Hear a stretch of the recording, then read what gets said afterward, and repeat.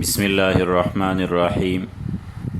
واقدی رحمہ اللہ کہتے ہیں کہ حضرت ابوبکر صدیق رضی اللہ عنہ جب شام اور عراق کی طرف لشکران اسلام کو روانہ کر کے مدینہ طیبہ تشریف لائے تو آپ خداوند تعالی سے فتح و نصرت کی دعا مانگ رہے تھے۔ مسلمانوں کی طرف سے آپ کے دل میں بے حد قلق و اضطراب تھا۔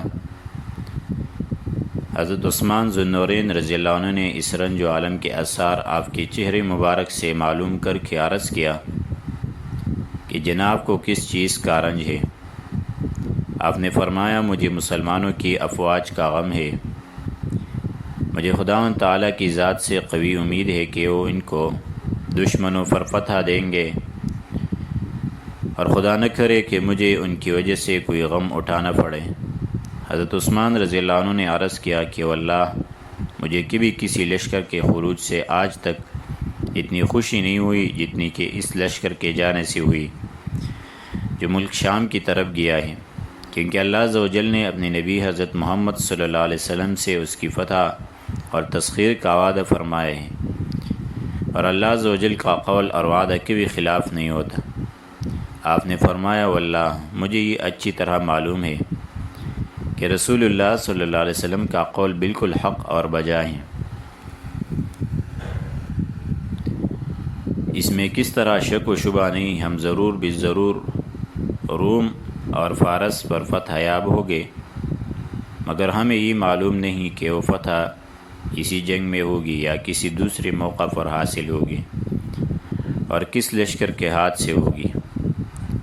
حضرت عثمان ذو النورین رضی اللہ عنہ نے کہا یہ صحیح ہے، لیکن باری تعالیٰ جل مجدہ سے ہمیں اچھا ہی گمان اور نیک ہی توقع رکھنی چاہیے۔ کہتے ہیں کہ اس رات حضرت ابوبکر صدیق رضی اللہ عنہ نے خواب دیکھا کہ عمرو بن العاص مع اپنے ساتھیوں کے ایک تنگ و تاریک گھاٹی کے اندر سخت پریشانی کی حالت میں ہیں۔ انہوں نے ارادہ کیا کہ میں اس سے نکلوں۔ آپ نے گھوڑے کو مہمیز کیا اور آپ کی فوج نے بھی آپ کا اتباع کیا۔ آپ یہاں سے نکلے اور اچانک ایک ایسے سرسبز و شاداب مقام پر پہنچ گئے کہ جو بہت زیادہ وسیع اور تر و تازہ مقام تھا۔ آپ نے یہاں پڑاؤ کیا اور اس جگہ انہیں بہت آرام ملا۔ اس خواب کو دیکھ کر حضرت ابوبکر صدیق رضی اللہ عنہ بہت خوش ہوئے، اور حضرت عثمان رضی اللہ عنہ نے تعبیر دی کہ مسلمانوں کو انشاءاللہ فتح ہوگی، مگر ایسا معلوم ہوتا ہے کہ شروع میں عمرو بن العاص اور ان کی فوج کو بہت وقت کا سامنا ہوگا اور بعد میں کامیابی ہوگی۔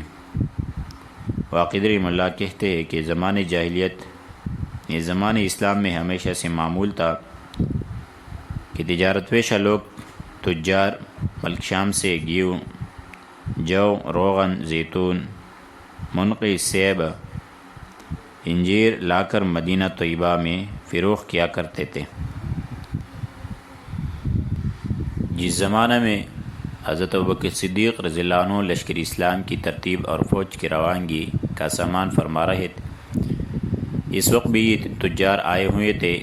ایلا اور فلسطین کے متعلق حضرت ابوبکر صدیق رضی اللہ عنہ نے حضرت عمرو بن العاص کو جو احکام فرمائے تھے انہوں نے بھی سنے تھے۔ ہرقل بادشاہ روم سے جا کر انہوں نے یہ خبر نیز حالات جنگ تبوک جس میں مشرکین کو ہزیمت ہوئی تھی سب بیان کر دی۔ ہرقل نے تمام ارکان دولت، ماہرین فن حرب اور فادریوں کو جمع کر کے انہیں اس خبر سے مطلع کیا اور کہا اے بنی اسفور، یہ وہی معاملہ اور قصہ ہے جس کی خبر میں مدت سے تم کو دیا کرتا تھا۔ اس نبی کے اصحاب یقیناً یہ میرا تاج و تخت چھین لیں گے، اور وہ وقت بہت قریب ہے جب کہ وہ اس ملک کے مالک ہو جائیں گے۔ تبوک میں جو تمہاری فوج تھی وہ کاٹ ڈالی گئی۔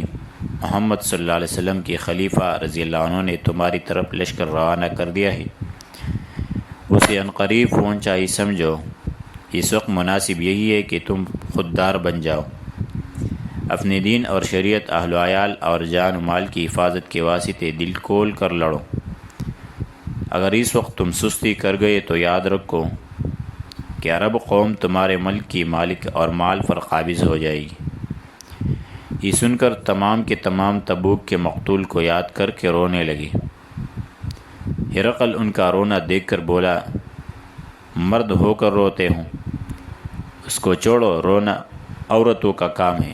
تمہیں چاہیے کہ اجنادین کے مقام پر اپنی جمعیت قائم کرو۔ ہرقل کے وزیر نے کہا، ہماری خواہش ہے کہ آپ ہمارے سامنے ان لوگوں کو بلا کر جنہوں نے آپ کو اس بات کی خبر دی ہے دریافت کریں۔ ہرقل نے حکم دیا اور ایک سپاہی ایک نصرانی کو جو قوم لخم سے تھا لے کر حاضر ہوا۔ ہرقل نے دریافت کیا کہ تجھے مدینہ طیبہ چھوڑے ہوئے کتنے دن ہوئے؟ اس نے کہا 25 روز۔ ہرقل نے کہا مسلمانوں کا سردار کون شخص ہے؟ نصرانی نے جواب دیا کہ سردار عرب کا نام ابو بکر رضی اللہ عنہ ہے، انہوں نے ایک لشکر مرتب کر کے تمہارے ملک کی طرف روانہ کر دیا ہے۔ میں نے ان لوگوں کو اچھی طرح دیکھا ہے، بڑے چست، چالاک، مستعد اور مضبوط آدمی ہیں۔ ہرقل نے کہا تو نے ابو بکر رضی اللہ عنہ کو بھی دیکھا یا نہیں؟ اس نے کہا ہاں دیکھا ہے، انہوں نے تو خود مجھ سے ایک چادر 4 درہم کو خرید کر اپنے شانوں پر ڈالی تھی۔ وہ ایک معمولی آدمی کی طرح بلا کسی امتیاز اور فرق کے صرف 2 کپڑوں کے اندر بازاروں میں پھرتے رہتے ہیں، لوگوں کے حقوق کی نگرانی کر کے کمزور شخصوں کا حق قوی لوگوں سے دلاتے رہتے ہیں، ہر معاملہ میں قوی اور ضعیف ان کی نگاہ میں یکساں ہے۔ اس کے بعد ہرقل نے کہا اچھا ان کا حلیہ بیان کرو۔ کہا کہ ان کا قد لمبا، گندم گو رنگ، رخسار ہلکے اور پتلے ہیں، انگلیوں کے جوڑ کشادہ اور آپ کے اگلے دانت نہایت خوبصورت ہیں۔ ہرقل یہ سن کر ہنس پڑا اور کہا کہ یہ تو وہی محمد صلی اللہ علیہ وسلم کے خلیفہ ہے جو ہم نے اپنی کتابوں میں لکھا دیکھا ہے کہ آپ کے بعد امر خلافت ایسے ایسے شخص کے سپرد ہوگا۔ نیز ہماری کتابوں میں یہ بھی موجود ہے کہ اس شخص کے بعد جو دوسرا شخص منصب خلافت پر قائم ہوگا اور سیاہ چشم، دراز قد، گندمی رنگ، شیر ببر کے مانند ہوگا، اور اس شخص کے ہاتھ میں فتح اور دشمنوں کی جلاوطن نہیں ہوگی۔ نصرانی بولا کہ ایسے شخص کو بھی میں نے ان کے ہمراہ دیکھا ہے اور وہ کسی وقت ان سے جدا نہیں ہوتا۔ ہرقل نے کہا کہ مجھے کامل یقین ہو گیا، میں نے پہلے ہی رومیوں کو سمجھایا تھا اور فلاح و بہبود کی دعوت دی تھی، مگر میری ایک نہ سنی اور اطاعت سے انکار کر دیا۔ اب رومی بہت جلد سریا سے نکال دیے جائے گی۔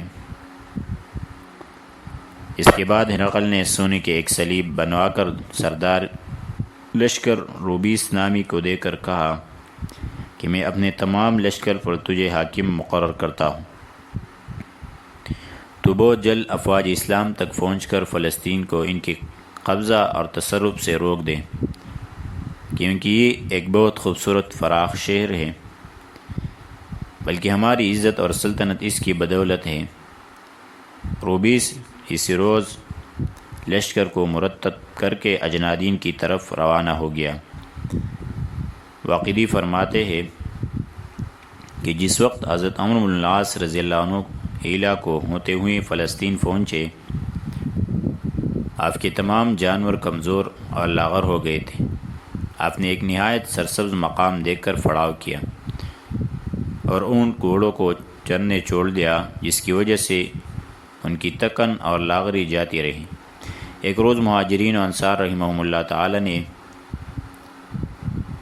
جمع ہو کر لڑائی کے متعلق مشورہ شروع کیا تاکہ اچانک عامر بن عدی جو ایک برگزیدہ اور بزرگ مسلمان تھے پہنچے، اور چونکہ اکثر ان کے عزیز و اقارب شام میں رہتے تھے جن کے پاس یہ اکثر آیا جایا کرتے تھے، اس لیے شام کے شہروں اور راستوں سے خوب واقف تھے، اور اس وقت بھی آپ وہی سے تشریف لا رہے تھے۔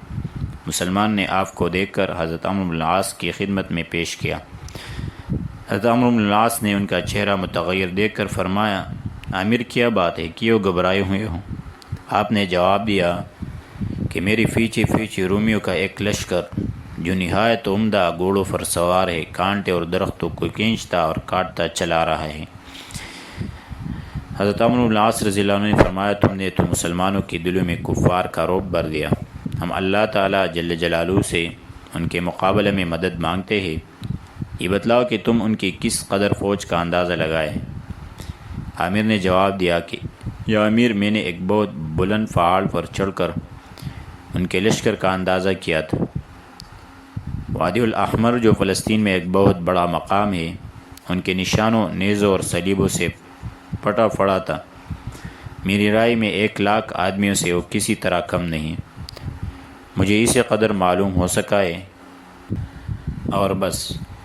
اس کے بعد انہوں نے اس کی معافی چاہی، جس سے مسلمانوں کے گھبرا جانے کا اندیشہ تھا۔